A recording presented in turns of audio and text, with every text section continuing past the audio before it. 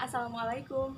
Hai, halo, nama saya Sinina Fadilah Erni Kurniawati, Ina Noviana dari kelompok 5 dalam mata kuliah Anatomi Hewan, Program Studi Pendidikan Biologi, Fakultas Keguruan dan Ilmu Pendidikan Universitas Galuh.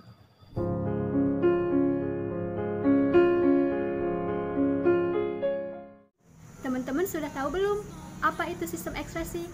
Jadi sistem ekskresi merupakan sistem pengeluaran zat-zat sisa.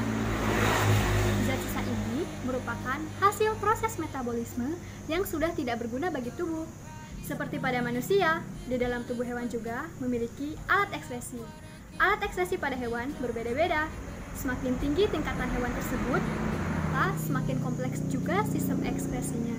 Sistem ekskresi pada hewan dibagi menjadi dua, yaitu sistem ekskresi pada hewan invertebrata dan sistem ekskresi pada hewan vertebrata. Hewan invertebrata merupakan hewan yang tidak memiliki tulang belakang, sedangkan hewan vertebrata merupakan hewan yang memiliki tulang belakang. Berdasarkan alat ekskresinya, hewan invertebrata dibagi menjadi dua, yaitu Protonifridia dan Metanifridia. Protonifridia merupakan organ ekskresi yang mempunyai struktur sederhana, sedangkan Metanifridia merupakan organ ekskresi yang mempunyai lubang bersilia, ujung berpori yang terbuka ke arah rongga tubuh. Yang pertama, sistem ekskresi pada insekta. Sistem ekskresi pada insekta adalah Malpighi. Alat ini berguna untuk menyerap sisa-sisa yang mengandung zat lemas dari darah untuk kemudian dikeluarkan di usus belakang lambung. Pembuluh ini berperan seperti ginjal pada hewan vertebrata. Yang kedua, sistem ekskresi pada Platyhelminthes. Cacing pipih mempunyai organ nefridium yang disebut protonefridium. Di dalamnya terdapat sel api yang dilengkapi dengan silia. Gerakan flagella juga berfungsi mengatur arus dan menggerakkan air ke sel api sepanjang saluran ekskresi. Yang ketiga, sistem ekskresi pada Annelida. Jenis-jenis yang termasuk Annelida diantaranya cacing tanah, lintah, dan cacing rowo. Sistem ekskresi pada cacing tanah yaitu berupa sepasang nefridium. Cacing tanah juga menggunakan kulit dan anusnya sebagai alat ekskresi. Zat sisa metabolisme berupa amonia akan didifusikan ke dalam tanah, sedangkan yang berupa urea akan direaksikan di organ ekskresi.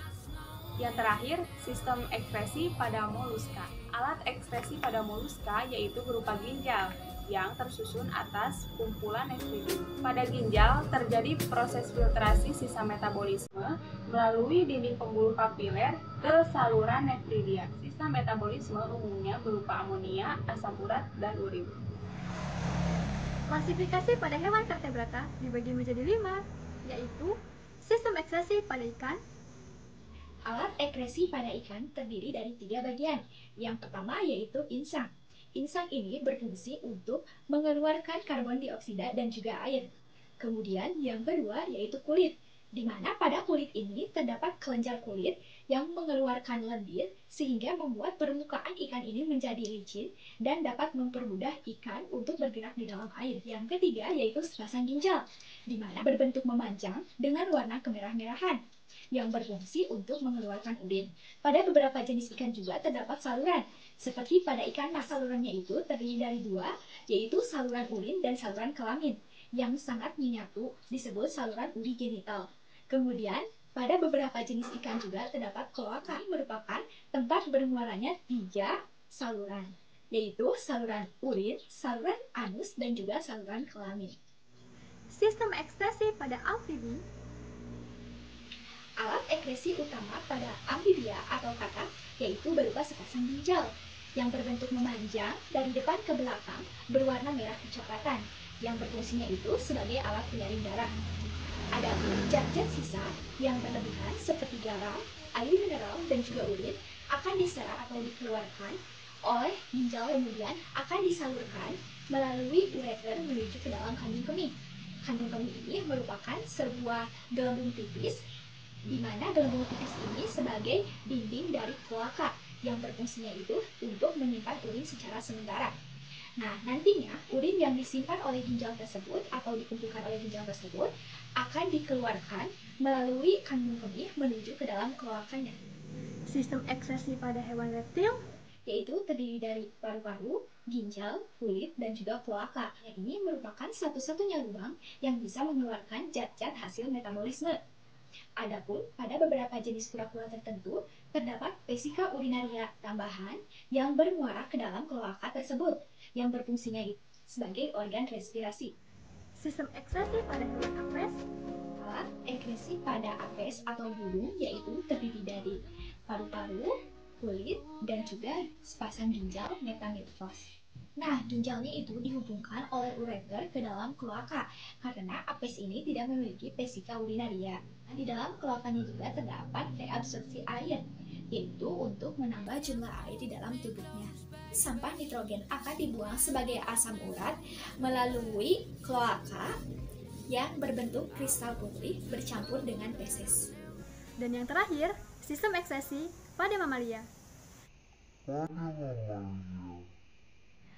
Mamalia memiliki sistem ekskresi yang sama dengan manusia, yaitu kulit, paru-paru, ginjal, dan hati.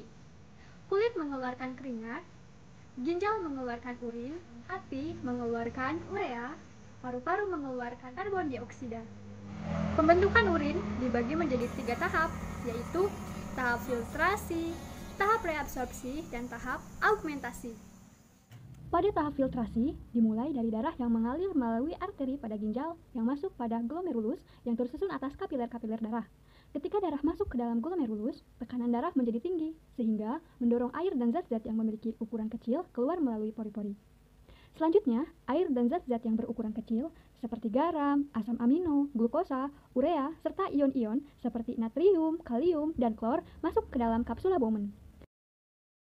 Hasil dari penyaringan ini disebut dengan urin primer. Pada tahap kedua, yaitu tahap reabsorpsi, yang dikenal dengan tahap penyerapan kembali, di mana ada kapsula Bowman, urin sekunder menuju ke tubulus contortus proximal. Di dalam perjalanannya, terjadilah reabsorpsi atau penyerapan kembali zat-zat yang masih berguna ke dalam tubuh, seperti glukosa, garam, air, asam amino, dan ion kalium. Pada tahap reabsorpsi, menghasilkan urin sekunder. Urin sekunder mengandung air, garam, urea, dan urobilin. Yang memberi warna pada urin adalah urobilin, sementara yang bertugas menimbulkan bau pada urin adalah urea. Kemudian, urin sekunder ini akan masuk ke tubulus proksimal dan lengkung Henle. Selama mengalir dalam lengkung Henle, air dalam urin sekunder terus direabsorpsi. Tahap augmentasi yaitu urin sekunder dari tubulus proksimal selanjutnya menuju ke tubulus distal. Pada tubulus contortus distal inilah darah melepaskan zat-zat yang tidak berguna bagi tubuh ke dalam urin sekunder melalui pembuluh kapiler. Selanjutnya terbentuklah urin sesungguhnya. Urin ini selanjutnya menuju ke tubulus kolektifus dan akhirnya bermuara ke rongga ginjal. Dari rongga ginjal, urin ini dialirkan ke ureter menuju kandung kemih. Jika kandung kemih sudah cukup mengandung urin, dinding kandung kemih menjadi tertekan. Tekanan kandung kemih disebabkan oleh adanya sinyal yang menandakan kandung kemih sudah penuh. Tekanan kandung kemih akan memicu adanya kontraksi otot perut dan otot-otot kandung kemih. Akibat kontraksi ini, urin dikeluarkan dari tubuh melalui saluran pembuangan yang disebut dengan uretra. Nah, itu tadi pembahasan mengenai sistem ekskresi pada hewan. Terima kasih sudah menonton. Mohon maaf apabila banyak kesalahan dan kekurangan. Wassalamualaikum warahmatullahi wabarakatuh.